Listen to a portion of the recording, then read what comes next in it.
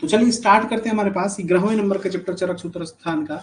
और इसमें सबसे पहले त्रिविध हेषणा के बारे में बताई गई है। और चार चरक में त्रिविध हेषणा के बारे में क्या क्या बताते हैं, ये बताते हैं कि प्राण एषणा होता है, धन एषणा होता है और क्या होता है, परलोक एषणा होता है। फिर आते हैं हमारे पास भेल एषणा में सॉरी भेल संहिता में अगर बात करें तो प्राण एषणा धन एषणा की जगह पे हमारे पास एक परलोक की जगह पे धर्म एषणा बताया है। और बृहदारक उपनिषद में हमारे पास प्राणेषणा धनेषणा और धनेषणा और धर्मेषणा बताया गया है। अगर प्राणेषणा के बारे में बात करें तो कहते हैं प्राणः परित्यागो ही सर्वत्याग, मतलब इसमें तीनों प्रकार की एषणाओं में प्राणेषणा जो होती है इंपॉर्टेंट बताई गई है। धनेषणा के बारे में बताया गया है कि न ही अतः पाप पापात पापीस्तु, जो लाइन आता है कि हमारे पास पापों वाला, और इसमें एक क्वेश्चन पूछा जाता है कि जीविका उपजान के लिए कौन कौन से साधन बताए गए हैं, तो बताया गया कृषि, पशुपालन, वाणिज्य, राज्य सेवा आदि में प्रवृत्त होता है। जबकि परलोक के में कहते हैं कि कुछ लोग परलोक के संदर्भ में संशय करते हैं, क्योंकि प्रमाण के उपलक्ष्य में पुनर्जन्म का प्रमाण बताया गया। हमारे पास प्रत्यक्षम ही अल्पम और आगम अनुमान युक्ति से अप्रत्यक्ष पदार्थ का ज्ञान होता है। जन्म के कारण में हमारे पास प्रत्यक्ष बताया गया है, मातृ पितृ भाव बताया गया है,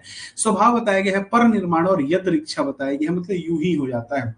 कहते हैं कि प्रत्यक्ष ज्ञान गम्य जो पदार्थ होते हैं अल्प होते हैं, और अप्रत्यक्ष पदार्थों का ज्ञान अनुमान, आगम और युक्ति प्रमाण से होता है। मैंने बताया था प्रत्यक्ष ज्ञान में अगर बाधक कारण पूछा जाए तो कहते हैं हमारे पास कितने होते हैं, 8 बताए गए हैं, वो सामने आपके लिखा हुआ है। इसमें अति सन्निकर्ष, अति विपक्ष, आवरणार्थ, करण दौर्बल्यात, मन अवनस्नात, समान अभिवरात, अभिवात और अति शौच। मैंने एक क्वेश्चन जो एग्जाम में पूछा गया था वो मैंने बताया था कि दिन के तेज प्रकाश में हमारे पास तारों का नहीं दिखना हमारे पास अभिभावात कहलाता है। चश्मा उस्मा के बारे में आएगा तो याद ना, करण दौर्बल्यात में आता है। इसके अलावा प्रमाण के बारे में चरक ने हमारे पास प्रत्यक्ष, सॉरी चारवाक ने हमारे पास प्रत्यक्ष को प्रमाण माना है। जैन में बौद्ध और वैशेषिक प्रत्यक्ष अनुमान को दोनों को मानते हैं। सांख्य और योग जो बताते हैं क्या बताते हैं, हमारे पास प्रत्यक्ष अनुमान और शब्द।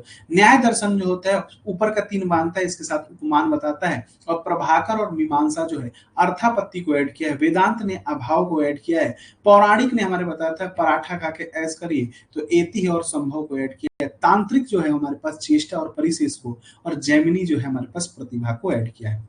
इसके अलावा हमारे पास बताते हैं कि धातुओं के संयोग और विभाग में कर्म जो होता है कारण होता है।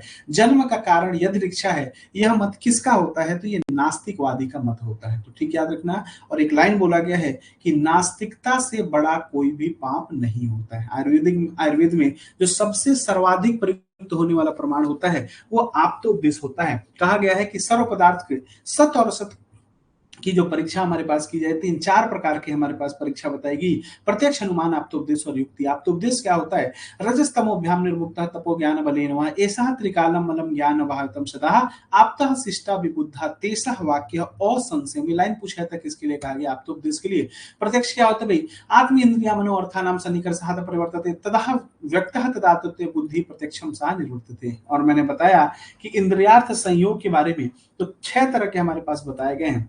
एक संयोग, एक संयुक्त समवाय, एक समवाय, फिर आते हैं संयुक्त समवेत समवाय, समवेत समवाय और विशेष विशेषः अभाव। याद रखना है, इसके उदाहरण आपसे पूछा जाता है वो ध्यान रखना है। संयोग क्या होता है, चक्षु का घट के साथ संपर्क, चक्षु के घट के रूप के साथ संपर्क जो होता है संयुक्त समवाय। समवाय क्या होता है, जो आकाश आदि होते हैं उसमें जो शब्दत्व या रूपत्व आता है हमारे पास वो संयुक्त समवेत घट का रूपत्व। समवेत समवाय में आते हैं आकाश में स्थित उसका शब्दत्व, और विशेषण विशेष अभाव में कमरे में घट का अभाव हो जाना। प्रत्यक्ष 2 तरह के बताए, सर्वविकल्प और निर्विकल्प। सर्वविकल्प के 2 भेद होते हैं, लौकिक और अलौकिक। लौकिक में बाह्य और अभ्यंतर होते हैं, और अलौकिक में हमारे पास समान लक्षण, ज्ञान लक्षण और योग। योगज के 2 भेद होते हैं, युक्ति और युज्यानी। आपसे पूछा जाता है किसका भेद है। चक्रपाणी के अनुसार अगर सबसे व्यापक इंद्रिय पूछा है तो त्वचा सबसे प्रधान इंद्रिय जो होता है वो इच्छु होता है। अनुमान प्रमाण के बारे में बताया गया है कि प्रत्यक्ष पूर्वम त्रिविधम त्रिकालम।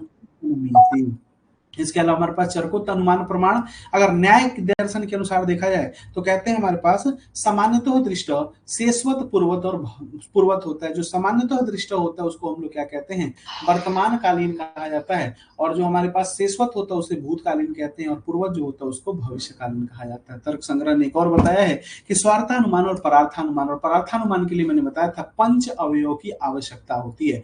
समान स्वार्थानुमान में हमारे पास और कहा था पूर्वत, शेषवत और सामान्य। मैंने कहा कि आपको एग्जाम्पल याद रखना है, जैसे अगर बीज वाला आता है तो पूर्वत का है, मैथुन वाला आता है तो हमारे पास क्या है, मैथुन गर्भदर्शना शेषवत का होता है। और सामान्यतः दृष्टि मतलब जो सामने सामने दिख रहा है, बहिनी के साथ धूम के बारे में। और पंच अवयव में क्या क्या आता है? प्रतिज्ञा आता है, हेतु आता है, उदाहरण आता है, उपनयन आता है और निगमन आता है। युक्ति प्रमाण के संदर्भ में एक डिफिनेशन आता है, बुद्धि पश्यति भावानां बहु कारणम योगजान युक्ति त्रिकलह सहज्ञया त्रिवर्गम साधते याया। ये लाइन आता है, पूछा जाता है किसके लिए?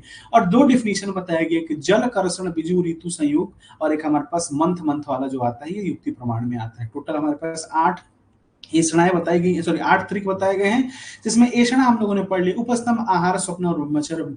बल जो होता है हमारे पास 3 प्रकार का होता है, सकायु बताए थे, सहज, कालज और युक्तिकृत होता है। और रोगों के आयतन बताया गया था, रोग के मार्ग बताए गए थे, भिषक कितने प्रकार के होते हैं और औषध कितने प्रकार के होते हैं। एक एक बारे में हम पढ़ते हैं। रोग के मार्ग 3 बताए गए, साम को मतलब शाखा, मर्मास्थि और कोष्ठ होता है। शाखा में हमारे पास रक्त आदि धातु त्वचा आता है, जिसको बाह्य रोग मार्ग कहा जाता है। और मर्मास्थि और जो होता है हमारे पास होता है मध्यम, इसी को कहा जाता है। और कोष्ठ, महानिम, महाश्रुत और शरीर मध्य जो होता है इसको अभ्यांतर कहा जाता है। मैंने बताया था, याद करने के जितने भी स्किन डिसऑर्डर होते हैं उस शाखागत में आते हैं। जितने भी वात व्याधि आएंगे हमारे पास मर्मास्थि में, और जीआईटी के डिसऑर्डर आते हैं हमारे पास, वो किस में आते हैं? कोष्ठ में आते हैं। 5 रोग ऐसे होते हैं जो कि तीनों में आते हैं। कौन कौन से? विसर्प, विकृति, शोथ, हर्ष और गुल्म होता है। 3 प्रकार के रोग होते हैं। बस नाम बताया था, निज होता है, आगंतुक होता है और मानस होता है।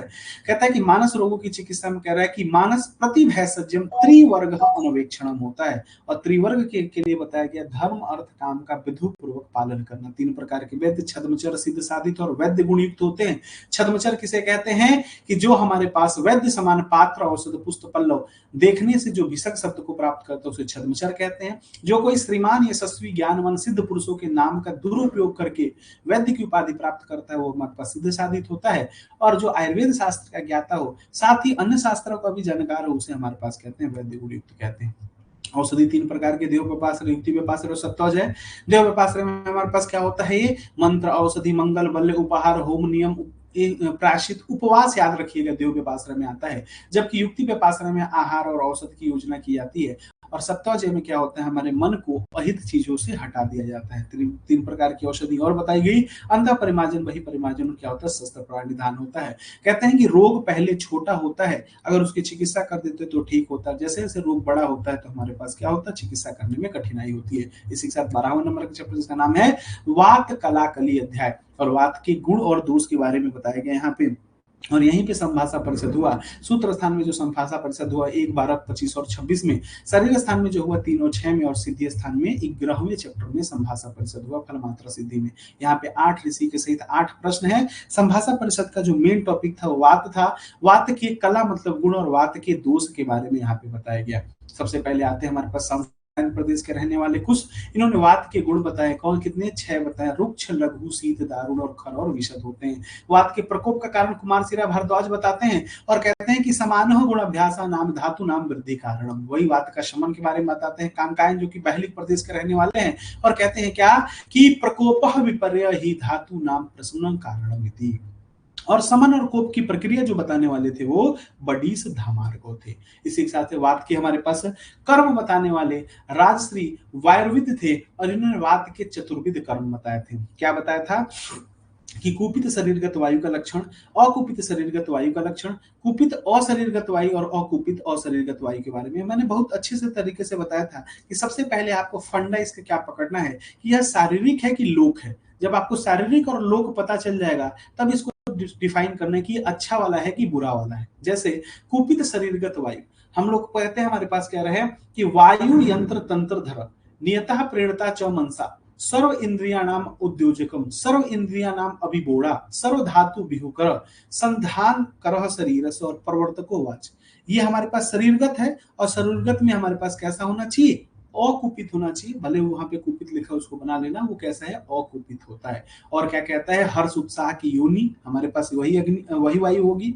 समीरणो अग्नि, अग्नि का प्रेरक, दोषों को सुखाने वाला होता है, मलों को बाहर निकालने वाला होता है, स्थूल अनुस्रोतस को भेदने वाला होता है, और गर्भ की आकृति प्रदान करने वाला होता है। जबकि अगर बात करें हमारे पास कुपित शरीरगत वायु में बल, वर्ण और आयु को हास करने वाला, मन में व्याहर्ष उत्पन्न करने वाला, सर्व इंद्रियों का उपहंति करने वाला, गर्भ का विनहन करने वाला, गर्भ में विकृति लाने वाला है, भय शोक मोह दैन्य ये सब उत्पन्न करने वाला क्या सा होता है, कुपित शरीरगत वायु होता है। अब आते हैं हमारे पास लोकगत वायु, जिसको अशरीरगत वायु कह सकते हैं, और ये भी हमारे पास अच्छा वाला, धरणी धारणम ज्वलन उज्जुलम आदित्य चंद्र नक्षत्र ग्रह गणानाम संतान गति विधानम जो होता है यही होता है। और क्या करता है हमारे पास, बादलों को सृष्ट करने बरसाने वाला होता है, और प्रवर्तनम स्रोतासाम जलों के स्रोत को बहाने वाला, उद्भिदा नाम च औद्भिदा नाम ही होता है, ऋतुओं का विभाग करने वाला, विभागो धातु नाम धातु मान संस्थान व्यक्ति होता है। इसके अलावा हमारे पास क्या होता है, कह रहा है कि धान्य को बढ़ाना, उनको खराब होने से रक्षा करना। अब बेकार वाली वायु आती है, शिखरों के शिखर को तोड़ बोड़ करना, बड़े बड़े पेड़ों को उखाड़ना, समुद्रों को उत्पीड़ित करना, जलाशय में ऊंचे लहरों को उत्पन्न करना, पति शरणम अपागना नदियों में प्रवाह को बदल देना, भूमि पे भूकंप आना, और कह रहा है हमारे पास जो वज्र आदि है आकाश में गिरना, और 6 ऋतुओं को बिगाड़ देना, और भूता नाम जो उपसर्गम ये प्राणियों में रोगों को फैलाने वाला, ये सारे हमारे पास कैसे होते हैं, कुपित और शरीरगत वायु के कर्म होते हैं। अगर वायु का वर्णन देखा जाए तो वायु को क्या क्या कहा गया, भगवान है, प्रभव है, अवयव है, मृत्यु है, यम है, नियंता है, प्रजापति है, विश्वकर्मा है, विश्व रूप है, ये सारी चीजें वायु के संदर्भ में किया गया। तो वात का वर्णन वायुर्वेद ने किया है, पित्त का वर्णन मरीचि ने किया है, जबकि कफ का वर्णन काव्य ने किया है। मरीचि का जो मत था पित्त के संदर्भ में, वो कहते हैं कि जो शरीर में पित्त होता है कुपित और अकुपित होता है। कुपित वाला हमारे पास पाचन का काम, दर्शन का कारण, उष्णता लाता है, वर्ण में प्रकृति लाता है, शौर्य हर्ष और प्रसाद लाने वाला होता है, ये अकुपित होता है। और कुपित वाला इसके जस्ट अपोजिट होता है। वैसे ही कफ के बारे में बात करते हैं, कफ शरीर में दृढ़ता, उपचय, उत्साह, वृषता, ज्ञान और बुद्धि लाता है। ध्यान रखिएगा ये हमारे पास अकुपित पित्त का है, अगर कुपित हो जाता है तो यही इसके अपोजिट गुण करने वाला होता है। एक क्वेश्चन पूछा जाता है, प्रकृति वर्ण विकृति वर्ण जो है ये किसका कलर, मतलब कलर देने वाला कौन होता है, कौन सा दोस्त, तो वात पित्त कफ में पित्त होता है। हर्ष वात और पित्त दोनों में आता है, और उत्साह जो होता है वात और कफ में दोनों में आता है। ये पॉइंट आप लोग को ध्यान रखना है। यहाँ पे हमारे पास आचार्यों का जो संभाषा परिषद हुआ था उसका वर्णन किया गया। इसी के साथ मोस्ट इंपोर्टेंट क्वेश्चन, और साल आपके एग्जाम में 100% क्वेश्चन आने वाला है कि स्नेहाध्याय के बारे में बात करते हैं कि स्नेह की योनि 2 तरह की होती है, स्थावर और जांगम होती है। स्थावर में हमारे पास जितने भी वेजिटेबल वाले होते हैं, प्लांट वाले होते हैं, वो हमारे पास स्थावर में आते हैं, और जितने भी हमारे पास एनिमल ओरिजिन होते हैं, जैसे दही है, क्षीर है, घृत है, वसा है, स्नेह है, मज्जा है, ये हमारे पास किस में आते हैं, जांगम में आते हैं। इसी के साथ बोला जाता है कि सर्वेशाम तेल जाता नाम तिल तेल विशेषतः तिल तेल अच्छा होता है, बलार्थ स्नेहार्थ और विरेचन में रंड का तेल जो होता है अच्छा माना जाता है। सर्पी तेलम वसा मज्जा सर्व स्नेह उत्तमामतः येसु चह उत्तमः सर्पी संस्कार से अनुवर्तनम। घृत का गुण क्या बताया था मैंने कि क्या होता है, पित्त और वात को खत्म करने वाला होता है, रस शुक्र को अच्छा करने वाला होता है, निर्मा सरफ बताया था आपको याद रखने के लिए, निर्वापणम मृदुकरम स्वर बड़ प्रसादनम। जबकि तेल के गुण क्या होते हैं, मारुतघ्नम बलवर्धनम नौचा श्लेष्म वर्धनम, और स्त्रीकरम होता है, त्वचा के लिए हितकर होता है, और योनि का विशोधन। ध्यान रखिएगा काश्यप ने योनि का विशोधन घृत का गुण बताया है। वसा का गुण क्या होता है भाई, विद्ध भग्न में हितकर, भ्रष्ट योनि में हितकर, कर्ण सिरोह रुजा में हितकर, पुरुष और उपचार में और व्यायाम करने वाले में। जबकि मज्जा का गुण क्या है, बल कहाँ देता है, शुक्र को, रस को, श्लेष्म को, मेदा को, और विशेषकर अस्थियों में बल देने वाला मज्जा होता है। कुछ इंपॉर्टेंट पॉइंट, जैसे काश्यप के अनुसार योनि विशोधनार्थ जो होता है घृत होता है, जबकि भग्न में तेल का प्रयोग किया जाता है। चरक के अनुसार अगर पूछा जाए कि, और वाग्भट के अनुसार वसा का प्रमाण 3 अंजलि होता है। काल के अनुसार क्या बताया गया, सर्पी शब्दम पातव्यम वसा मज्जातु माधवे, और तेल को प्रावृत ऋतु में लेना चाहिए। इसी के अलावा हमारे पास कहता है कि वात पित्त की अधिकता और ग्रीष्म ऋतु नॉर्मल बताता है तो रात्रि में स्नेहपान करिए, और कफ की अधिकता हो और शीतकाल हो तो दिन में। अगर इसका अपोजिट करते हो तो आस ऊपर मुपी उक्का हो जाता है, ध्यान रखना। हमारे पास स्नेह का अनुपान सर्पी जो होता है उष्ण जल होता है, तेल को यूज बताया गया, वसा मज्जा को मंड बताते हैं। स्नेह की परविचारणा देखें तो 24 रसों के अनुसार 64 बराबर 63 प्लस अच्छ स्नेह बताया गया। एक्चुअली में देखा जाए तो 63 होता है, क्योंकि अच्छ स्नेह को प्रविचारणा में काउंट नहीं करते हैं। काश्यप के अनुसार स्नेह की प्रविचारणा 20 होती है। द्रव्य प्रविचारणा कौन कौन सी होती है, इसमें ध्यान रखना है क्या क्या नहीं है, पेया मंड और कवल इसमें नहीं होता है।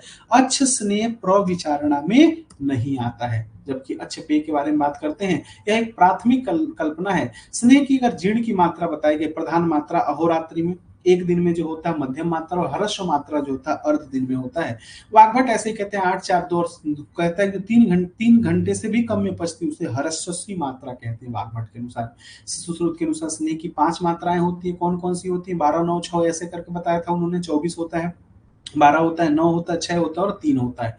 इसी के अलावा हमारे पास आते हैं प्रधान मात्रा सेवन योग्य कौन-कौन से रोग और रोगी होते हैं। मैंने बताया था कि जो क्षुध और पिपासा को सह सके, पावक का बल जिसके लिए उत्तम हो। और क्या होता है कि झाड़ी में सर्प विसर्प कर रहे थे, देखते ही उन्माद हो गया और आगे पीछे रुक गया। तो याद रखिएगा, हमारे पास गुल्म है, सर्पदष्ट है, विसर्प है, उन्माद है, मूत्रकिच्छ और गाढ़ वर्चस्व।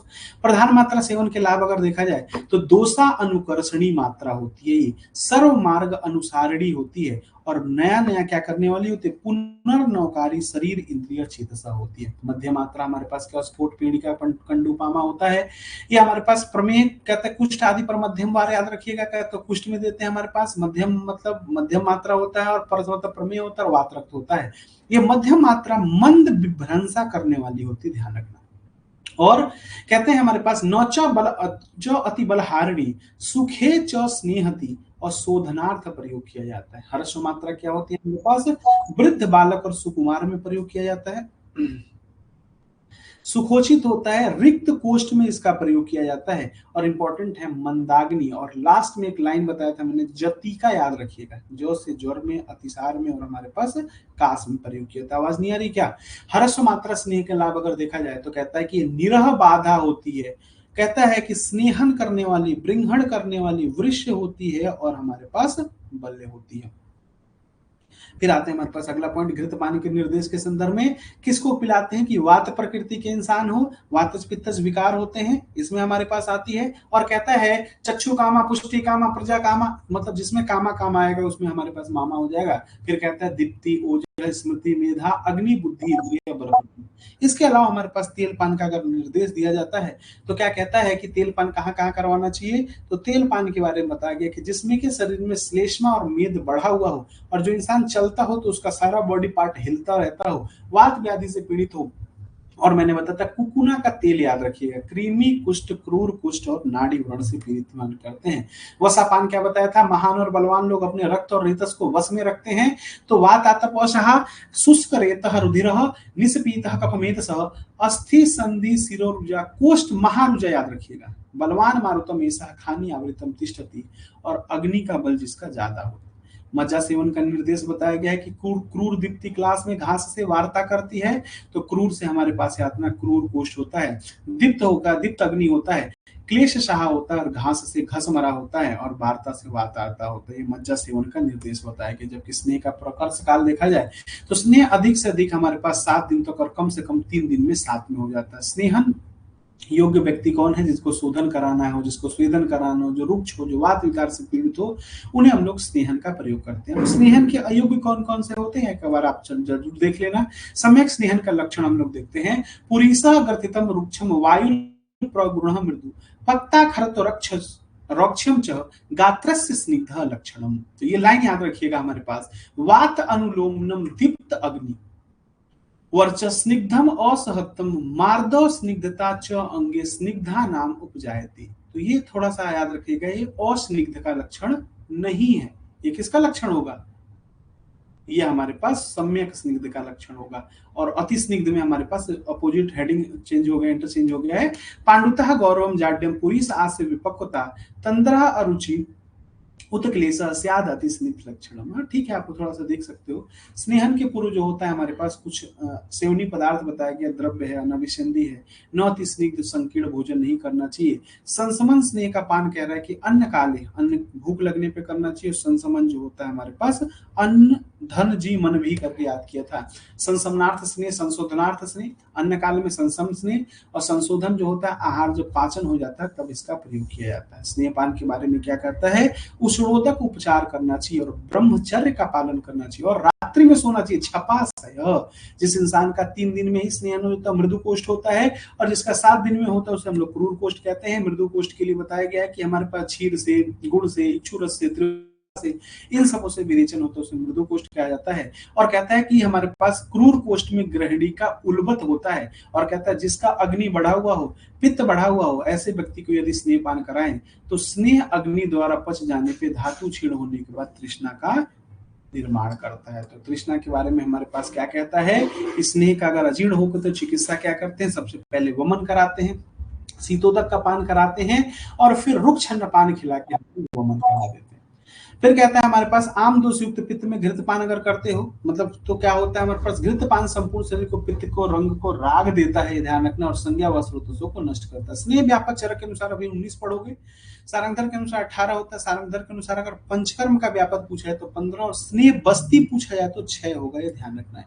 स्नेह व्यापक की चिकित्सा उल्लेखन, स्वेदन, काल का प्रतीक्षा, स्रंसन, तक्रारिष्ट, रुक्षन्नपान, गोमूत्र का पान और त्रिफला का सेवन कराया जाता है। स्नेह सेवन के 3 दिन के बाद से विरेचन और 1 दिन के बाद से वमन कराया जाता है। और अगर बात करते हैं हमारे पास पंच प्रसिद्ध पेय किसी को बहुत जल्दी जल्दी कराना है तो हम लोग कैसे कराएंगे, तो पंच प्रसिद्ध पेय का पान करा दीजिए, उससे तुरंत हो जाता है हमारे पास। रोग विशेष के अनुसार अगर देखा है तो कुष्ठ में, शोथ में, प्रमेह में स्नेहन किससे कराते हैं, तो पिपली से, हरितकी से और त्रिफला से कराते हैं। बहुत इंपॉर्टेंट, योनि और शुक्र दोष में अगर आपको स्नेहन करवाना है तो क्या है, सर्पी तेल वसा मज्जा और बदर को त्रिफला की क्वाथ के साथ स्नेहन करें।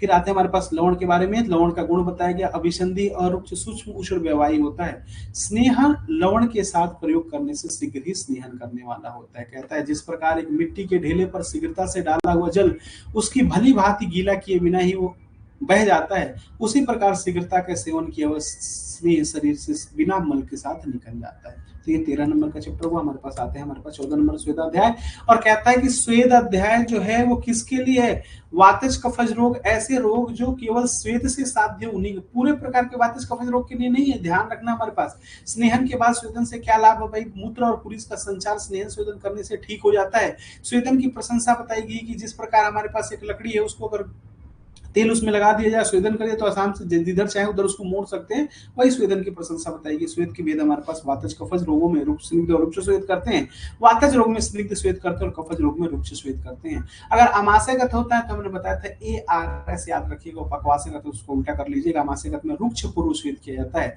स्थान भेद से अगर स्वेदन देखा जाए तो मृदु स्वेद कहाँ करते हैं, वृषण में, हृदय में और दृष्टि में, और वंक्षण में हमारे पास मध्यम स्वेद करते हैं। वाग्भट के अनुसार वंक्षण में अल्प स्वेद किया जाता है। स्वेदन काल में नेत्र की सुरक्षा के लिए हमारे पास क्या क्या बताया गया, ध्यान रखना, कमल के बारे में।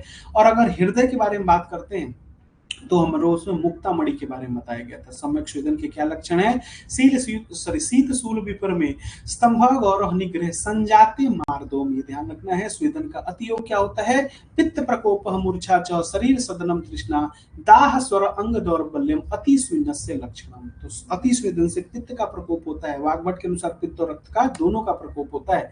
स्वेदन की अगर अति चिकित्सा देखा जाए तो ग्रीष्म ऋतुचर्या का पालन करना चाहिए, और काश्यप कहते हैं विसर्पोत चिकित्सा करिए। वाग्भट के अनुसार स्तंभन चिकित्सा करना चाहिए। स्वेदन के योग्य और अयोग्य रोगी आप देख लेना।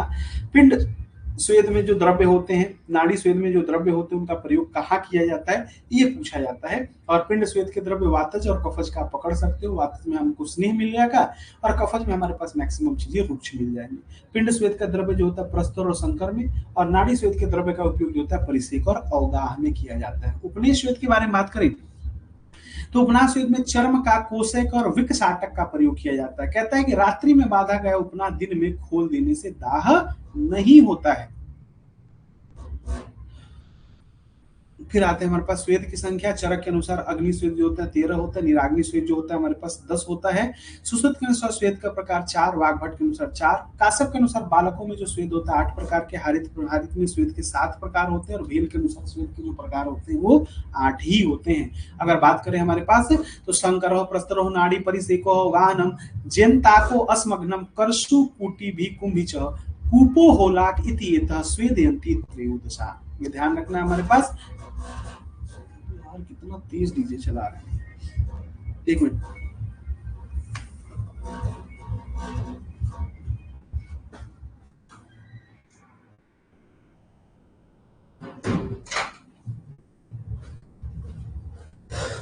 सुश्रुत के अनुसार मैंने बताया था कि ताऊ का उपद्रव याद रखिएगा।